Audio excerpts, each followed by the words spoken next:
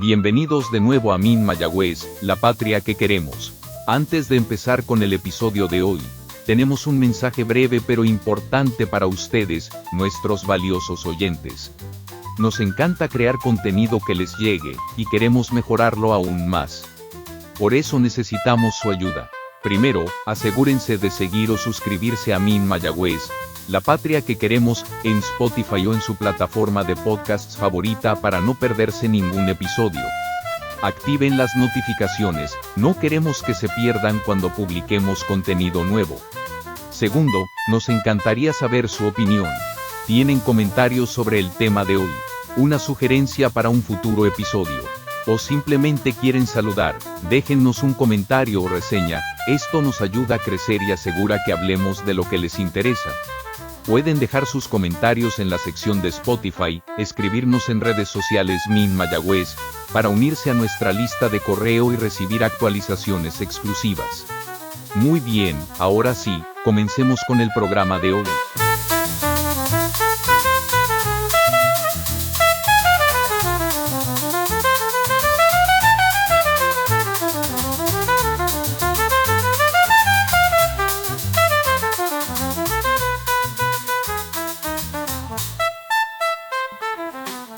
Muy buenas tardes a todas las personas que nos escuchan y sintonizan nuestro programa en el día de hoy. Soy Sonia Cepeda y le damos la más cordial bienvenida al programa La Patria que Queremos, un espacio radial donde analizamos el país desde la justicia social, la soberanía y la dignidad de nuestro pueblo, con el objetivo de adelantar la independencia de Puerto Rico. Sí, muy buenos días. Con ustedes Juan Luis Gómez. Este es un programa semanal producido por la estructura del MIN de Mayagüez y una vez al mes transmitimos desde el MIN de San Juan. Bueno, este es nuestro segundo programa y hoy tenemos a dos excelentes compañeras que es un honor para nosotros poder compartir en esta conversación que vamos a tener en la tarde de hoy.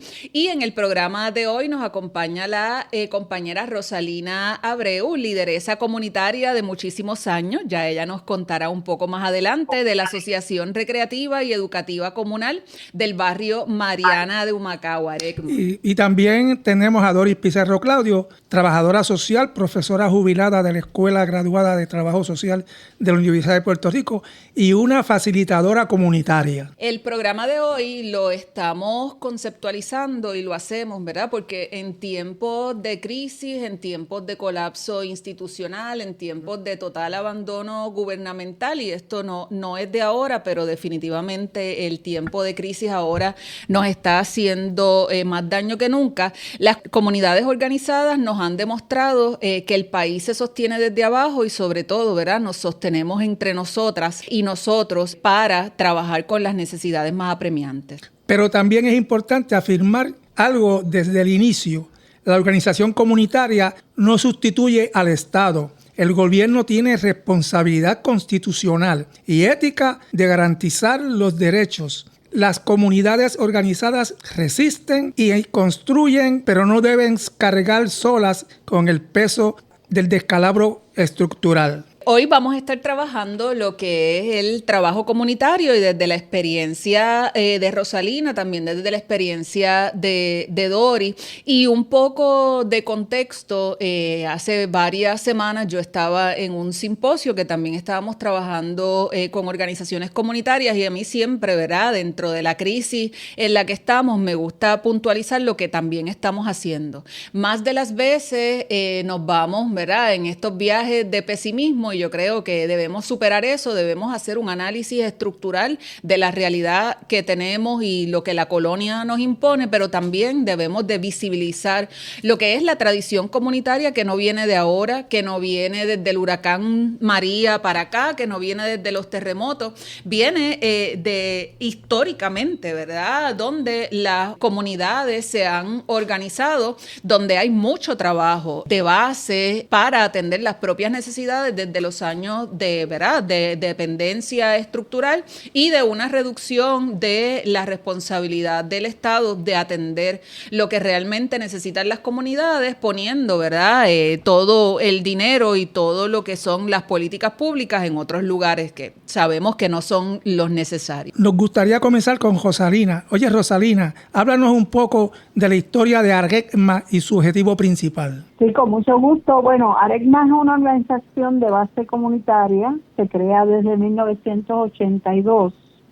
y responde a la necesidad premiante, ¿verdad?, de organizarse para mejorar la calidad de vida y los servicios básicos que en Mariana básicamente no había electricidad, no habían carreteras en buen estado, el agua era escasa, las escuelas tenían poca capacidad para el estudiantado, y un grupo de residentes se organiza para trabajar con todas estas necesidades que eran imperantes en la comunidad. El propósito era básicamente desarrollar, ¿verdad?, dirigir unos esfuerzos para desarrollar al máximo el potencial de nuestra comunidad, planificando y desarrollando actividades, facilidades y proyectos que fueran consonos con los intereses y necesidades de los residentes de nuestra comunidad. Llevamos ya 42 años de labor comunitaria, donde los esfuerzos han sido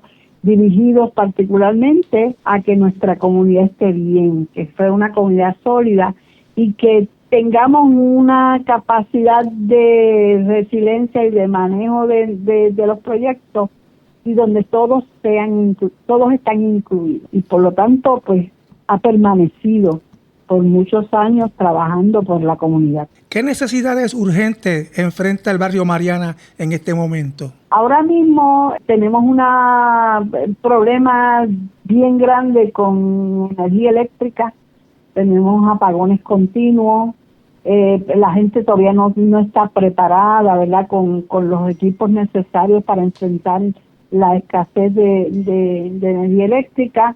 Tenemos un problema, sigue el problema de agua, a pesar de que hemos hecho unos esfuerzos grandísimos para que este problema, ¿verdad?, se minimice.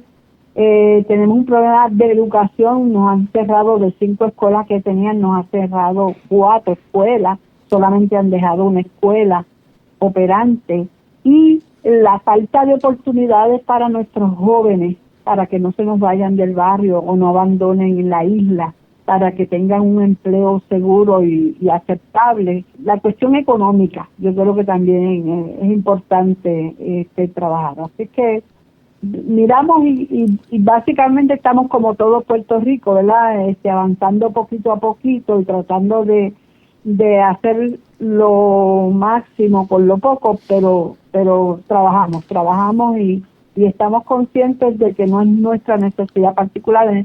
En Puerto Rico todos estamos sufriendo el declave de un gobierno, ¿verdad?, inoperante, pero nuestra organización está fijada en fortalecer lo que es la comunidad y lo que es el apoyo de unos con otros para resolver los problemas básicos. No sin contar con lo que debe ser la ayuda gubernamental. Eso es importante aclararlo. Fíjate, tú nos hablaste de la economía y cómo se ha enfrentado en los momentos de crisis, de los huracanes, de la pandemia, la precariedad económica, desde la autogestión de ustedes. Pues mira, nosotros hemos sembrado la semilla, llevamos 42 años trabajando lo que es la conciencia, ¿verdad?, de que somos una comunidad y que todos nos ayudamos unos a otros. Particularmente cuando María, nosotros salimos inmediatamente a la calle y teníamos una red de trabajo y apoyo que se activó casi inmediatamente. Los vecinos ya sabíamos quiénes tenían equipo pesado, sabíamos dónde podíamos conseguir agua, a pesar de verdad que las dificultades fueron muchas, pero se creó una red de apoyo que desde La Loma, que es nuestra sede, ¿verdad?, de ARECMA, donde teníamos una cocina semi-industrial, partimos desde ahí. Nos organizamos primero con comida y traer agua, y desde ahí partimos para las diferentes necesidades. Nos dimos a la tarea de hacer censos de dónde estaban las personas más necesitadas, y buscamos ayuda donde fuera. En el gobierno no había, pues buscamos ayuda fuera de Puerto Rico, empezamos a hacer reclamos y llegaron las ayudas. Poco a poco fueron llegando las ayudas y nos se convirtió en un centro de donde teníamos energía por placas, donde teníamos wifi por satelital, donde teníamos medicamentos que llegaban a través de los diferentes contactos, comida, y nuestra comunidad en cierta manera se sintió segura de tener ese oasis que nosotros creamos allí y donde ayudamos a tanta gente, porque teníamos ya las zapatas sembradas, o sea, nosotros ya teníamos un grupo de personas que inmediatamente que se convocaran iban a llegar allí y venían a trabajar. Y ese efecto, ¿verdad?, de haber hecho ese trabajo previo y de haber organizado ese voluntariado a través de los años nos rindió fruto cuando fue más necesario. Sí, fíjate, tú hablaste de la loma. Esa es la loma de la Villa Mariana donde hacen el Festival de la Pana. Te tengo una preguntita. ¿Qué aprendizaje político ha dejado la experiencia de Aregma? Bueno, mira, nosotros, como todas las comunidades de Puerto Rico, somos víctimas de lo que es la invisibilización del Estado. A la hora de recibir los beneficios gubernamentales o las ayudas a las que tenemos derecho, pues sabemos que eso es bien difícil. Por lo tanto, nosotros hemos tenido que crear comités de trabajo, insertarnos en conversaciones donde están los niveles de poder para poder canalizar ayuda para nuestra comunidad. Eso significa también que tenemos básicamente incluirnos en la conversación de dónde están las ayudas, si es gubernamentales, visita, trabajo de base, de grupo, contactar, hacer acercamientos, movilizar, porque sabemos que si no es así, nosotros no tuviéramos las ayudas. Nosotros somos muy firmes y muy combatientes y muy asertivos en saber dónde buscar las ayudas. Y tenemos gente con muchos contactos que nosotros sabemos que está en las esferas del poder, que nosotros recabamos esa ayuda. Y no es porque la queramos para nosotros, es porque no tienen la obligación a nivel gubernamental de proveernos los recursos y los beneficios para nuestra comunidad. Así es que yo creo que es más bien jugar, ¿verdad?, con cómo son creadas las leyes, educarse, conocer cuáles son los derechos que tenemos y esos derechos reclamarlos cuando es necesario. Rosalina, tú haces que el trabajo organizativo suene bien fácil, ¿verdad? Porque nos estás hablando de todo lo que han hecho por todos estos años, pero sabemos, ¿verdad? Las personas que hemos trabajado organizando, que eso no se da de la noche a la mañana y que es un proceso de construir. Hablaste ahora de educarse, ¿verdad? De cómo ustedes han tenido también que educarse y un poco eso es un proceso de deseducarse, ¿verdad? Un proceso de decolonización bien personal, porque vivimos en una colonia y aunque uno tenga conciencia social, pues está en nosotros, ¿verdad? Así que uno tiene que hacer continuamente ese debate interno para poder reaprender. ¿Cómo ustedes lo hacen con la gente de la comunidad? No todo el mundo está en el mismo nivel, ¿verdad? Tal vez de esa conciencia o de ese proceso de introspección y de participación comunitaria. ¿Cómo ustedes logran que la gente se junte a hacer trabajo con ustedes? Y sobre todo lo que decías también, ¿verdad? De la diversidad de las personas que trabajan en Aregma. Sí, nosotros lo que hacemos es que cada actividad que nosotros hacemos, reflexionamos y la miramos desde la particularidad de cómo hemos hecho el trabajo y quiénes han sido las personas claves que nos han ayudado a conseguir eso. No ha sido fácil. Ha sido 42 años de lucha continua. No hay momento en que yo te digo que nos hemos sentado a pensar que bien nos va todo. No. Es reeducarnos dentro del mismo grupo, que a veces no todos entienden las cosas a la misma vez, ni entienden el alcance del trabajo que hacemos. Es la convocatoria para que todos en cierta manera contribuyamos en lo poquito o lo mucho que puedan contribuir para el éxito o logro de ese objetivo. Eso significa también sentarnos a estudiar cómo son las leyes, cómo funcionan las leyes, cómo funciona el gobierno, qué cosas pueden ayudarnos, qué cosas pueden desayunarnos.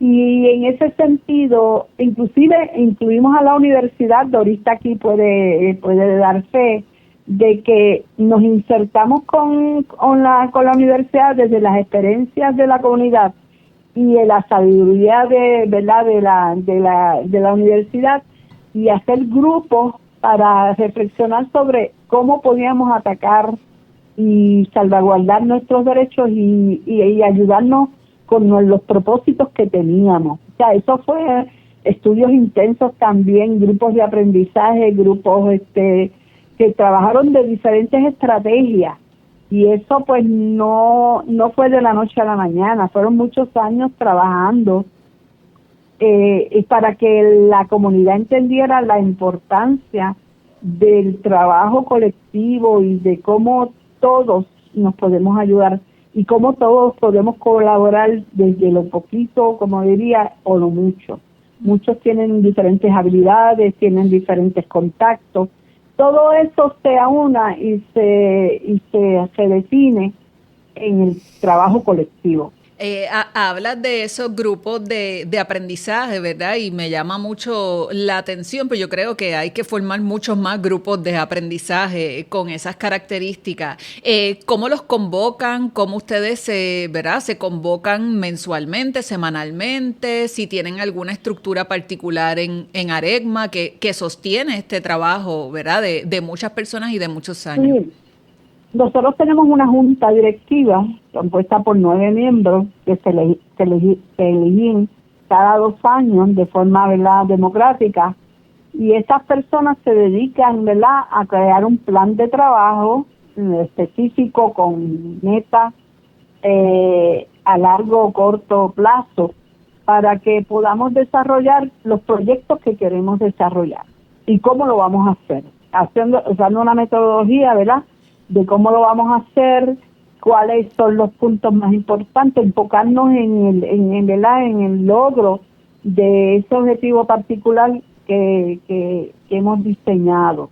Por ejemplo, el plan de trabajo del campamento de verano, ya nosotros llevamos 32 años haciendo campamentos de verano, y para eso nosotros convocamos al grupo que trabaja en el campamento de verano por lo menos 4 meses antes del campamento, y se empiezan a reunir y se empiezan a diseñar cuáles son los proyectos que vamos a hacer dentro del campamento, el reclutamiento de la gente, tanto gente mayor como jóvenes, porque nosotros los integramos, porque la gente mayor tiene la experiencia y la sabiduría, los jóvenes tienen la energía y tienen la vitalidad que necesitamos. Por lo tanto, nosotros unimos esos grupos, pero eso comienza desde mucho antes de hacer el proyecto.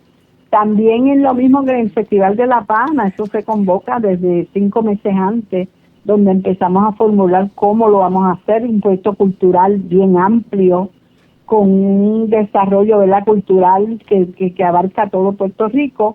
Eso también se trabaja en base a grupos de trabajo que miran de qué forma lo vamos a hacer y cómo lo vamos a hacer, y quiénes van a trabajar en esos grupos. Igual que tenemos un grupo de jóvenes que hemos diseñado un trabajo en específico para ir adelantando, ¿verdad?, el liderazgo entre jóvenes que sabemos que nos van a sustituir dentro de, ¿verdad?, mucho tiempo dentro de la organización. Y eso nosotros no lo dejamos al azar. Nosotros llamamos preparando ese relevo de batón para que cuando sea necesario ya gente esté ahí para ocupar esa posición cuando una persona ya lo deje porque fallezca, se mude o se vaya de la comunidad. Pero no, siempre tenemos un grupo de gente en equipos de trabajo que desarrollan ese trabajo de poco a poco y lo organizan de tal forma que conseguimos los logros que conseguimos. Claro, no todo es fácil, no todo se nos da de la forma en que queremos, a veces tenemos que torcer el camino y buscar otra vía, pero generalmente usamos esa estrategia de reunirnos en grupo y repensar y reflexionar y preparar un plan de trabajo acorde a lo que vamos a hacer. Rosalina, ustedes tienen montado un mini gobierno en la loma, pero me encanta que me hayas, ¿verdad? Que hayas podido compartir con nosotros y con el público ese nivel de organización, porque muchas veces se habla del trabajo comunitario como algo que florece solo y que es algo, ¿verdad? Que 3 personas se reúnen y queremos hacer algo. No, ustedes tienen planes de trabajo, tienen estructuras de subcomités, tienen unos proyectos muy específicos respondiendo a esas necesidades. Así que yo creo, ¿verdad?, que las personas que nos están escuchando y que pertenecen a organizaciones comunitarias, que la experiencia que estamos utilizando hoy es la de Aregma, ¿verdad?, para visibilizar también el trabajo que se hace en el área pero hay montones de organizaciones comunitarias que están trabajando de esa misma manera. Casi mejor no, voy a decir mejor que el gobierno, ¿verdad? Para que se pueda fomentar esa participación. ¿Cómo ustedes logran, verdad, el balancear, el sí mantener todo ese proyecto, pero también que no se nos olvide que tenemos que exigirle al gobierno una responsabilidad gubernamental, una responsabilidad estatal, ¿verdad? En el caso del municipio, para que mantengan las cosas básicas para el bienestar de la comunidad. ¿Cómo balancean esto? Sí, nosotros estamos claros que nosotros no podemos cubrir todas las necesidades de nuestra comunidad. En eso está meridianamente claro. Pero nos reafirmaron en nuestro derecho a recibir las ayudas cuando son necesarias. O sea, nosotros vamos y reclamamos, porque el pastel tiene muchos pedazos y a nosotros nos corresponde un pedazo de ese pastel y lo exigimos como constituyentes y como colaboradores ellos de hecho nosotros les recalcamos el agradecimiento que deben tener a nuestra comunidad que está organizada, que no le da problemas, que cuando necesitamos... Bueno, le queremos dar problemas, pero de otro tipo. Por eso, nosotros cuando vamos allá vamos a pedir con autoridad. Nosotros hacemos el trabajo, pero ustedes tienen que responder. Y se lo pedimos con autoridad y ellos nos respetan muchísimo. Ellos tienen un alto valor en la comunidad de Aregma. Claro, hemos a veces tenido que forzar las cosas y hacer unos piquetes y hacer unas manifestaciones y encararlos, porque ellos no están dispuestos a eso. A ellos les gustan las comunidades, como el caso que ando anteriormente, a ellos les gustan las comunidades que se sienten a esperar, porque ellos pueden trabajar con eso mejor a las comunidades que son exigentes. Por lo tanto, nosotros sí les reclamamos y sí pedimos la parte que nos corresponde y exigimos con autoridad. Y si tenemos que usar la radio, los medios de comunicación, vamos y hacemos piquetes, hacemos cualquier tipo de intervención que sea necesaria para que escuchen nuestros reclamos, porque ellos tienen que estar allí mano a mano con nosotros. Yo creo que ese es el balance, ¿verdad? Un poco una invitación también a las comunidades que nos están escuchando para no dejar caer, ¿verdad? Hay una responsabilidad compartida y no todo nos toca a las comunidades, no todo nos toca al individuo, porque parte de eso también es la trampa en que nos han querido, ¿verdad? Ahorita mencionabas la palabra resiliencia y yo, bueno, soy psicóloga de profesión y tengo algún problema con la conceptualización de resiliencia que este gobierno le da a la palabra, porque de momento pues resuélvanse ustedes, sean fuertes, están fastidiados. Y no, pero es exactamente como tú lo dices. Pero es en el buen sentido de la palabra, de que sí, nosotros estamos dispuestos a levantarnos. Exacto. Y dispuestos a hacer lo necesario para estar bien. Que es la verdadera definición. Tú nos acompañas. Ajá. Bueno, Rosalina, muchas gracias. Ahora pasamos con Juan Luis. Sí, luego de la cuña producida por la estructura del MIN de Arecibo, regresamos en breve a La Patria que Queremos, dialogando sobre la organización comunitaria como pilar de la justicia social.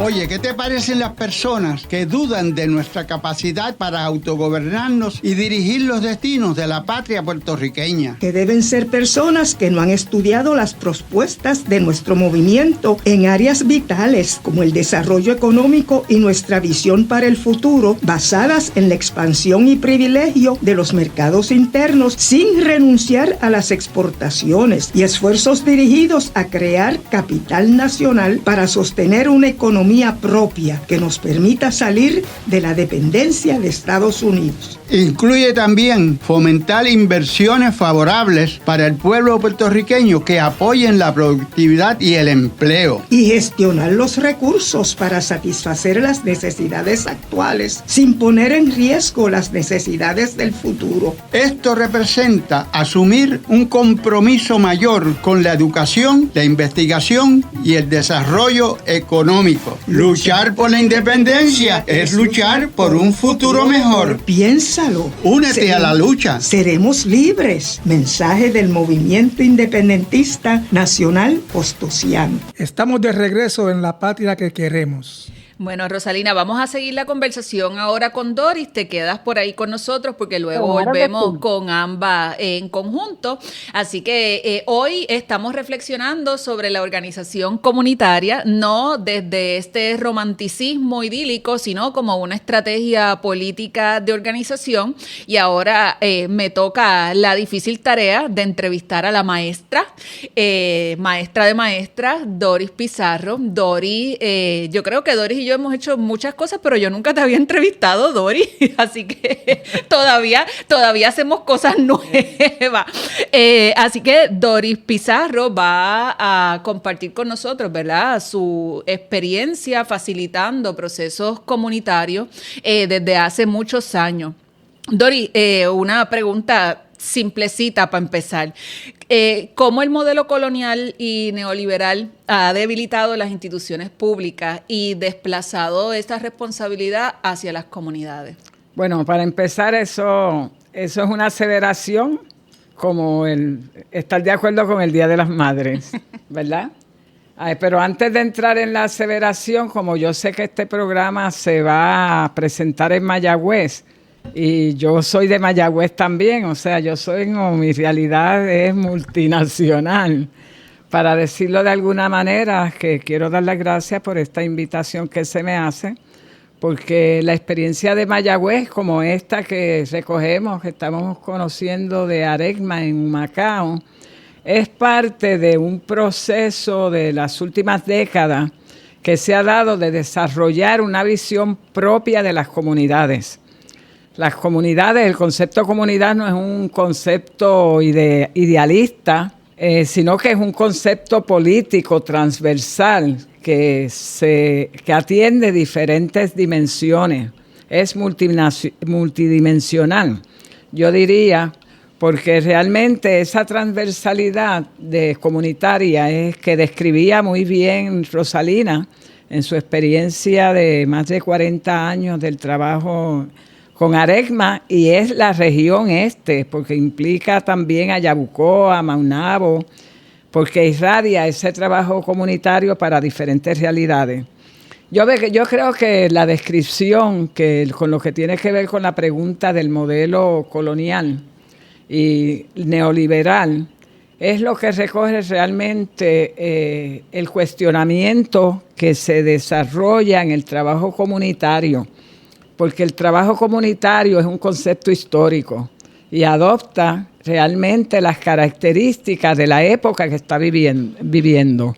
Y estamos viviendo una época donde realmente después de 405 años de colonialismo español y 120 y pico, no resto bien así de memoria, pero de colonialidad, se está cuestionando hasta dónde esa realidad que se nos presenta a las comunidades es la que, desde la cual nosotros tenemos que trabajar. El concepto del trabajo comunitario es un concepto político, es una lucha política y tendríamos que remontarnos, ¿verdad?, para entender por qué decimos que es una lucha política. Porque es una lucha de transformación de una realidad que ya desde la perspectiva histórica estamos viéndola, viviéndola, cómo se está cuestionando, cómo está en lucha ese concepto de la realidad. Sí, las cuestionan también las comunidades. O sea, y las cuestiones, y decimos las comunidades porque son las diferentes comunidades transversales, desde las cuales no es un concepto geográfico, es un concepto que construye una nueva visión de trabajo político, de transformación social, de transformación política, pero más que eso, de transformación económica, ideológica y de transformación de la realidad, que no es solamente la realidad material, sino es la transformación de una visión de colonialidad donde a nosotras, las comunidades, a la gente, a los grupos, a las clases sociales, se nos quiso dar a entender que tenemos que conformarnos con lo que nos plantean los sectores dominantes del capitalismo y los sectores dominantes del Estado. La visión que se presenta del trabajo de Aregma es una visión que deconstruye, echa abajo lo que es la visión de un Estado, en este caso una administración municipal, que se cree que tiene el sartén por el mango, sino que está realmente cuestionado. Las comunidades están construyendo una nueva realidad, y es una nueva realidad de entender que no se trata, y en esto, ¿verdad?, muy respetuosamente, de ver lo que nos pueden dar, sino realmente de entender lo que estamos exigiendo. Y estamos exigiendo participación, estamos exigiendo que se acabe el discrimen, que se acabe la opresión, y desarrollando a la par las propias iniciativas que ya desarrollan muchas comunidades en este país. Está en cuestionamiento el Estado, la concepción de Estado neoliberal, que es el Estado que está construido sobre un dominio ideológico, sobre violencia, sobre la imposición de las políticas sociales, pero sobre todo concebido desde una visión de lucro para unas clases minoritarias y nosotras, ¿verdad?, las comunidades que carguemos con lo que sobra, siendo la mayoría de la población. Y entonces ya ese cuestionamiento a ese tipo de visión o de estructura se reconstruye de otra manera, se reconstruye con la participación democrática, con la lucha contra la violencia oficial del Estado y contra la corrupción, dicho sea de paso, que es algo que queda como legado de muchas de estas políticas neoliberales que cargan con la mayor parte del bizcocho social que de lo que se construye a través del trabajo ajeno. Y eso realmente es lo que está planteado. Me parece que es importante que se vea en este momento, en el 2026, que estas comunidades se están dando en un proceso, esta visión de trabajo comunitario descolonizadora, como lo quisimos plasmar en el modelo del libro Trabajo Comunitario y Descolonización, implica también tener unas teorías de cómo es que vamos a analizar la realidad. Si la vamos a analizar solamente desde el mundo material, o si la vamos a analizar también como un factor muy importante desde ese elemento subjetivo de colonialidad, de inferioridad, de discrimen que nos ha impuesto el Estado y que de alguna manera se ha impuesto a través de la educación, de concepciones religiosas, de políticas sociales. Y eso es lo que está cuestionado en la acción social cotidiana de la Asociación Recreativa Educativa del Barrio Mariana, como lo están haciendo también, ¿verdad?, otros niveles de política social en otras comunidades que habrá que estudiar también y que han dado cuenta de una visión descolonizadora del trabajo comunitario, que no es el trabajo con una visión a corto plazo, sino que es una aspiración legítima de acabar ya con tanto factor de violencia, de marginalidad, de discrimen, de opresión y de apropiación de los bienes sociales que se está dando en el 2026. Eso contesta la pregunta porque son dos factores muy importantes, modelo colonial y políticas neoliberales que van juntas. en el análisis, en ese proceso histórico que hay de análisis histórico que hay que desarrollar a la hora de organizar el trabajo comunitario. Doris, dijiste, ¿verdad? Y en algo que yo creo firmemente desde hace muchos años, el trabajo comunitario y la organización comunitaria es trabajo político. Pero esa no necesariamente es la visión de las organizaciones independentistas. Esto es un programa, ¿verdad?, que produce una organización independentista y hemos avanzado mucho en eso. Pero hay un desfase y yo creo que el desfase viene en lo que decías también, ¿verdad?, en ese modelo de cómo ver las cosas y cómo hacer las cosas y cómo asumir las cosas desde otro punto de vista. Tú fuiste una de las primeras personas que yo escuché hablando de colonialidad y la decolonialidad es un concepto muy, ¿verdad?, profundo que se vive. Háblanos un poco de decolonialidad. Bueno, para empezar, la decolonialidad recoge, se forma, se construye, ¿verdad?, de unas estructuras sociales que se han formado a partir de un periodo histórico que podemos ubicarlo, ¿verdad?, en la historia de la humanidad, que es el siglo XV, que es cuando se comienza a desarrollar el capitalismo, que necesita nuevos mercados, que se arroga el derecho a ir contra poblaciones, que las matanzas que se hicieron y se tiraron a apropiarse de las riquezas del mundo. O sea, es un concepto que no es subjetivo únicamente. Lo subjetivo, y en esto yo tengo que reconocer que como, ¿verdad?, desde adolescente entendí lo que es el mundo material, ¿verdad?, que forma visiones ideológicas, pero al mismo tiempo el mundo material, esas estructuras ideológicas subjetivas permanecen. Y permanecen por mucho tiempo aún, cuando en el caso nuestro, que hemos sido colonia de más de 500 años, aún cuando esos 500 años alcancemos una independencia, ¿verdad?, formar o lo que sea, permanecen esas estructuras que tienen que ver con lo que otros autores han llamado es la colonialidad del poder, la que se manifiesta a través del Estado, no el Estado como intermediario, sino del Estado como una institución de poder para sostener entonces otras formas coloniales, como es la estructura del saber, pensar que lo europeo es lo mejor que nos vino de allá de Europa, las religiones, las construcciones, todas esas, hasta la moda, las visiones de la raza, ¿verdad?, del patriarcado. Esos son factores históricos que vienen dentro de ese paquete. Si y la del mirar, ser, que y la del ser, que es problemática. Que es donde nosotros estamos, ¿verdad?, dentro de esas contradicciones.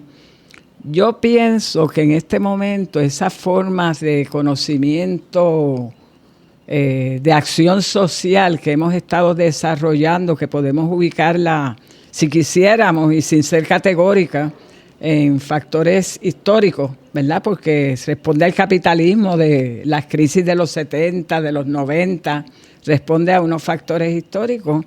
Esa visión de colonialidad la estamos deconstruyendo, porque antes se negaba el racismo.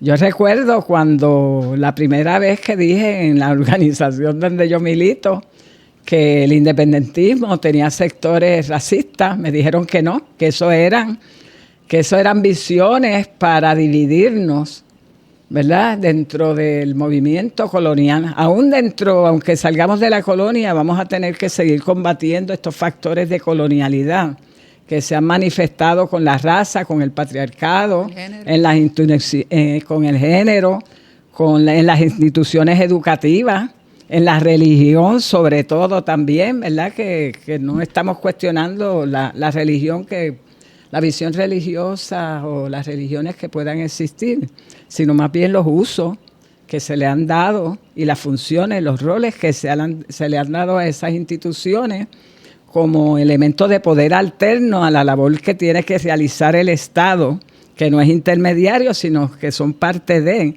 para sostener esos procesos económicos. No son factores aislados, la colonialidad del poder, del ser y del saber, sino son procesos que se han dado simultáneamente y transversalmente, y que en este momento me gustó la pregunta del 2026 porque quería enfatizar que responden a las decisiones históricas que hagamos como grupos sociales, como clases y como grupos sociales. Por eso me gusta mucho que se haya visto en este programa las aportaciones que hace la comunidad para ayudar a cuestionar esas políticas sociales que se manejan y se sostienen detrás de un proceso de producción económica y que sostienen unas clases sociales. Pero además, la importancia de que sea, ¿verdad?, esta visión y que se reflexione sobre lo que hacen las comunidades, porque muchas veces nos sentamos en reuniones, ¿verdad?, y decimos lo que el pueblo, bueno, pues ese pueblo se está organizando y se está organizando de una manera muy particular, ¿verdad?, que es la organización comunitaria, que cada vez vemos más organización comunitaria en diversos sectores, como tú decías, ¿verdad?, transversales, no solamente uno, y además algo que Rosalina traía, yo también hablo desde la academia, esa integración desde la academia, no para ir a sacar información de la comunidad, después a irnos, sino para co-construir, ¿verdad?, dentro de la comunidad. Juan Luis, tenías una pregunta por ahí. Dori, ¿cómo se articula juventud y organización comunitaria hoy en día? ¿Cómo se articula juventud y organización comunitaria todos los días? Porque, como decía, la comunidad no es un concepto geográfico. Dentro de las comunidades geográficas se desarrollan grupos, comunidades de intereses particulares. Y entonces vemos, por ejemplo, que una organización comunitaria puede articular, como bien lo explicaba Rosalina, del trabajo de ARECMA, un trabajo con jóvenes y estudiantes y otros sectores. De igual manera, ARECMA ha mantenido con otras estructuras también de trabajo, como sectores religiosos y sectores, organizaciones de grupos poblacionales específicos.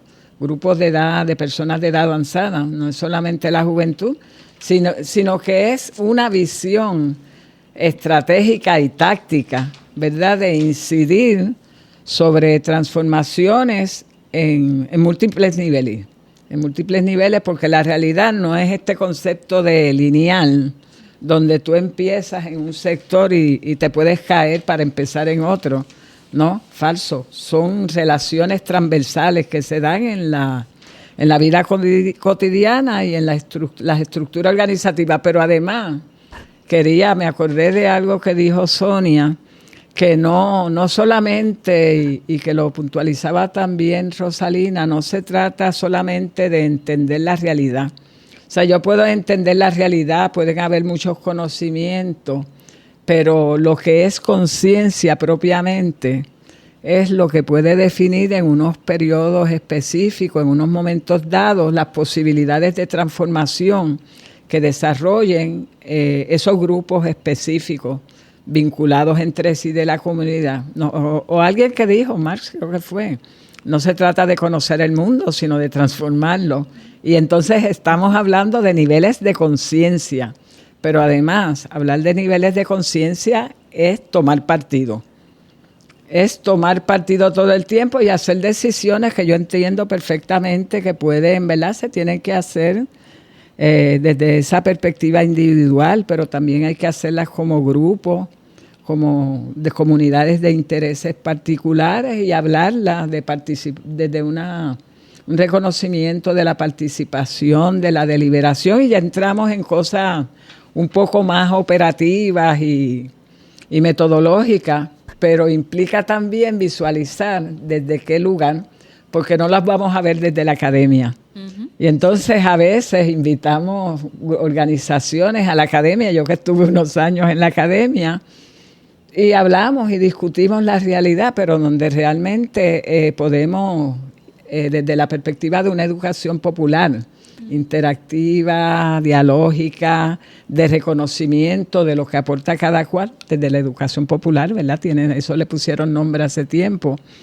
Pero sí es importante que se den esas interacciones, pero además ese espacio de participación, que yo entiendo que tiene que ver con la comprensión, y hablamos de comprensión y de las decisiones que pueden hacer determinadas personas para poder aportar de su tiempo, de su, ¿verdad? No sé, Juan Luis, si tienes algo que te veo bien ahí, bien interesado en... Te tengo una preguntita por aquí. ¿Cómo la organización comunitaria fortalece la lucha por la independencia? Bueno, empezamos diciendo desde la línea 1 que el trabajo comunitario, y por trabajo comunitario entiéndase que implica organización, o sea, que es un conjunto de actividades, de visiones, de estrategias, de tácticas, de métodos que se desarrollan de día a día, ¿verdad? Y se analizan y se reflexiona sobre ellas para entonces mirar tener esa visión. Eso se construye, la organización comunitaria se construye de procesos de reflexión, acción y reflexión, como diríamos, son procesos dialécticos, ¿verdad? Y de construcción de conocimiento. No sé si lo miras y además interactuar con diferentes sectores también. Y no es pronto, no es de un día para otro.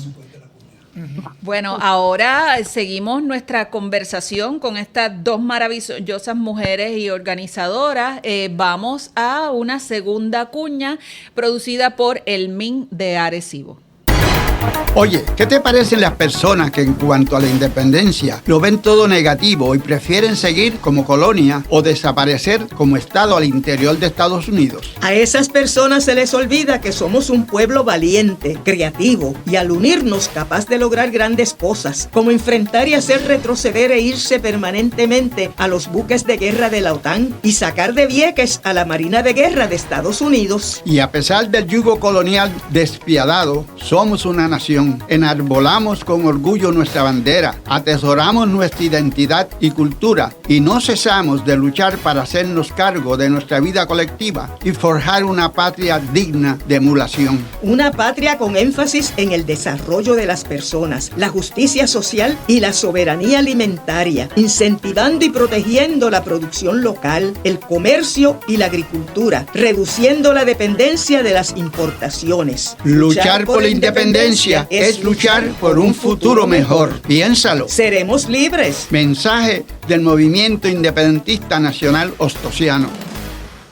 Bueno, saludos a todos los radioescuchas. Regresamos a La Patria que Queremos, hoy con Doris y Rosalina, dialogando sobre las experiencias comunitarias y la importancia de la experiencia comunitaria para la decolonialidad. Tenemos varias actividades que queremos informarlo, así que saque su agenda y anote. El domingo, así que mañana vamos a tener... el Tribunal Antiimperialista va a ser en el Paseo de los Presidentes, en el lado sur del Capitolio. A 72 años del ataque al Congreso de Estados Unidos, nos reafirmamos por la independencia de Puerto Rico, contra las agresiones imperialistas y por la solidaridad. Dile no al fascismo. Así que tenemos un montón de organizaciones hermanas que vamos a estar participando, igual que el Movimiento Independentista Nacional Ostosiano. Así que ya sabe, el domingo 1 de marzo a las 3 de la tarde en el Paseo de los Presidentes, en el lado sur del Capitolio, tribuna antiimperialista para denunciar todo el desmadre que tiene Estados Unidos con nosotros. También queremos acompañar a Tito Kayak en su juicio, el Tribunal de San Juan, el jueves 26 de marzo a las 10 de la mañana. Y no se nos puede olvidar los piquetes de todos los martes a las 4 de la tarde de Madres contra la Guerra, contra el genocidio de Gaza, que ya van por el 100 y piquito, 121, 122. Así que hay que acompañarla ahí todos los martes a las 4 de la tarde. También recordamos el 8 de marzo, la marcha 8M, Día Internacional de las Mujeres Trabajadoras. Nos reuniremos el domingo 8 de marzo a las 10 de la mañana desde la Plaza del Quinto Centenario hasta la Plaza de la Barandilla. El Movimiento Independentista Nacional Ostosiano invita a un conversatorio Venezuela, Cuba y Puerto Rico, panorama de la situación de América Latina y el Caribe, con la participación de Wilma Reverón y Julio Muriente. Esto será el jueves 16 de marzo a las 7 de la noche en la Casa Soberanista, cerca de la Placita Roosevelt. Bueno, y si no le dio tiempo para anotar, busque nuestras redes sociales, Movimiento Independentista Nacional Ostosiano en Facebook, y ahí va a conseguir toda esta información. Es importante movilizarnos y, como decía Doris, no son momentos de quedarnos neutrales, así que hay que accionar desde donde podamos, ¿verdad? Así que a la que usted pueda ir, movilícese. Volvemos acá con las compañeras y ahora esta pregunta es para ambas, un poco, ¿verdad? En esta última parte de nuestro programa. Rosalina y Doris, ¿qué país vamos a tener en 10 años si fortalecemos la organización comunitaria? Vamos a soñar un poquito aquí. ¿Qué país vamos a tener dentro de 10 años? Yo creo que la gente está creando conciencia en las comunidades y como base comunitaria, ¿verdad? De base comunitaria. Tengo mucha fe en que las comunidades se van a ir levantando, se van a ir esforzando, van a ir creando vínculos entre las mismas organizaciones para defender nuestro país, para defender nuestra cultura, nuestras raíces, nuestro idioma, todas las cosas que nos unen.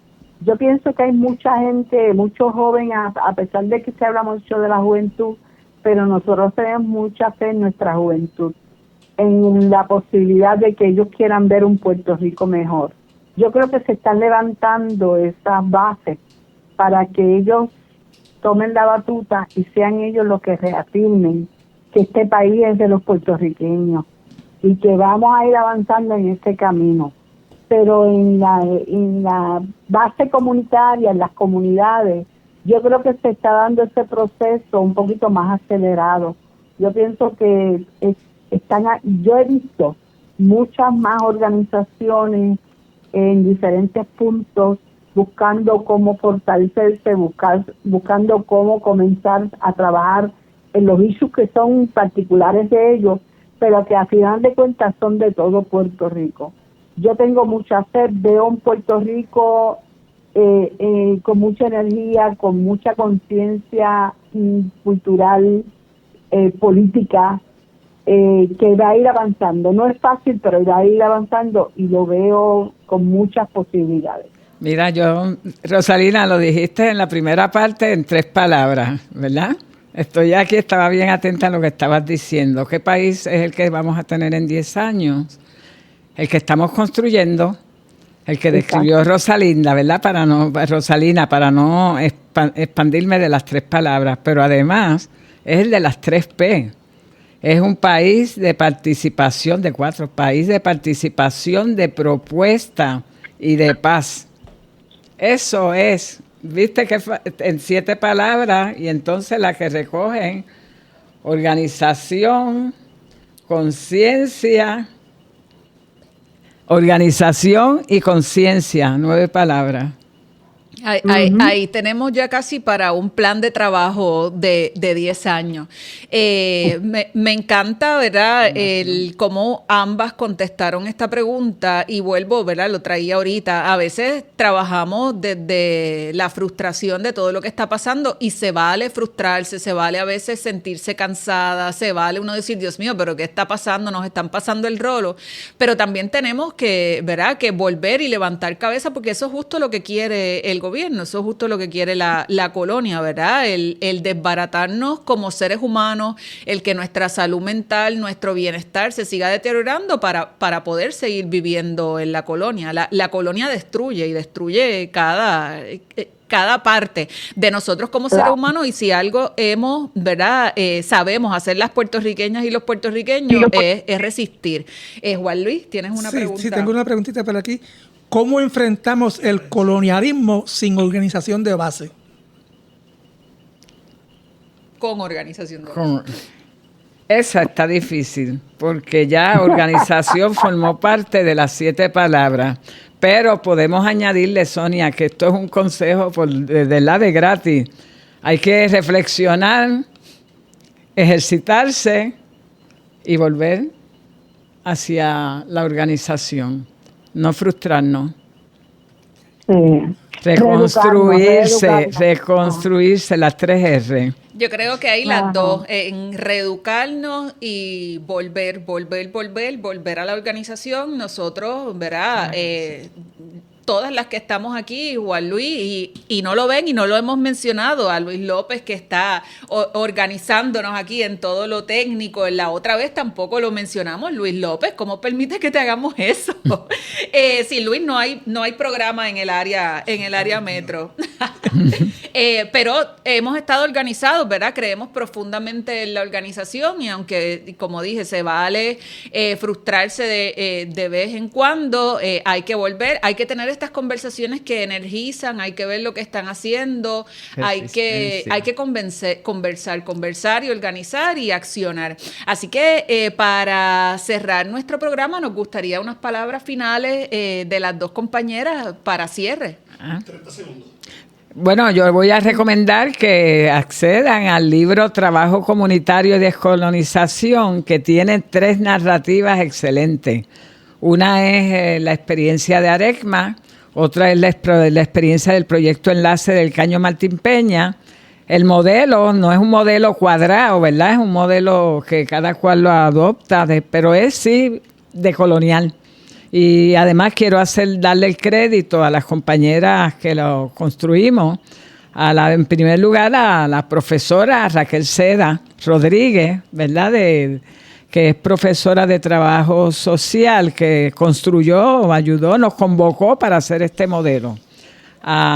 De Arecma, a la compañera Mayín, que fue parte, ayúdame, que se me pasó el nombre completo, ahora Luz Vega. Luz Amelia Vega Rodríguez.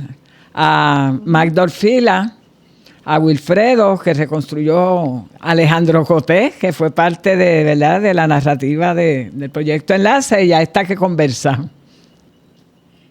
Rosalina, unas últimas palabras. Bueno, desde Mariana le enviamos un abrazo solidario a todas las personas y a todos los que están pensando, ¿verdad?, que todo está fallido, que el gobierno los abandona, que tenemos brazos caídos por las circunstancias que estamos viviendo. Hay muchas posibilidades de echar hacia adelante. Hay que unirse, hay que recabar en la conciencia colectiva de toda esa gente que está a tu alrededor, que pueden luchar, que pueden organizarse, que pueden alcanzar logros a base del trabajo colectivo y del voluntariado. Estas son las bases más importantes. Sí, un agradecimiento. Para mí ha sido un honor hacer esta entrevista, tanto a Dori como a Rosalina. Muchas gracias a todas las personas que nos escuchan y nos veremos el próximo mes con la producción de La Patria que Queremos desde el área metropolitana.